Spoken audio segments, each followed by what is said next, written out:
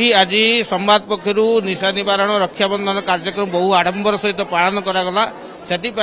मु संवाद मुख्य श्रीजुक्त सौम्यरंजन पट्टनायक एवं उत्तर ओडिशा कार्यालय मुख्य श्रीजुक्त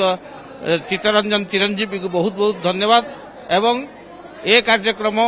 संवाद तरफ पालन हो सारा ओडिशावासी को एक शुभेच्छार वार्ता जाऊँगी जे आमे निशा निवारण करवा छोट छोट पिला माने केमिति निशा न खाई भल मनीष उत्तरात्तर उन्नति हो से ए संवाद कार्यक्रम बहुत बहुत भूरी प्रशंसा करुच्ची एवं तत्संगे संगे संवाद मुख्य श्रीयुक्त सौम्यरंजन पट्टनायक को बहुत धन्यवाद मुझे ये कार्यक्रम बहुत भल लगा आउ भाई मानक जेहेतु निशा द्रव्य विषय बारण कराला से आम मैंने बहुत खुशी अच्छु आ गोटे कॉलेज जेहेतु ये कार्यक्रम कराई से बहुत खुशी अच्छु आम निज तरफ समस्त धन्यवाद जनाऊँ। आपण समस्त जानती जे संवाद केवल एक संवाद पत्र नुहे विभिन्न समय सामाजिक कार्यक्रम मान आयोजन करुच्ची समाजर जो सामाजिक अभ्युत्थान एवं सांस्कृतिक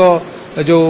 उत्तरण क्षेत्र में कार्य कर आसूची ता रक्तदान हो किंबा एबे जो क्लाइमेट पंचायत होची विभिन्न निर्वाचन मंडली रे 147 निर्वाचन मंडली रे से कार्यक्रम चली सहित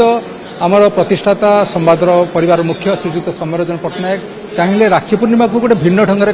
पालन करने जे निशा निवारण संपर्क में सरकार सब चिंता करुँच योजना करुँच एवं व्यक्तिगत स्तर में विभिन्न अनुष्ठान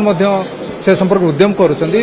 आमर अध्यक्ष महोदय गोटे रहा जे संवाद ए संपर्क में गोटे गुरुत्वपूर्ण भूमिका ग्रहण करूँ एवं यही सचेतनता सृष्टि कर गोटे माध्यम हो जो यही गोटे कार्यक्रम आयोजन जहाँकि केवल बालेश्वर नुह सबु ब्लॉक रे आमर 314 ब्लॉक रे कार्यक्रम आयोजन कर मोर विश्वास जे यही कार्यक्रम रे जो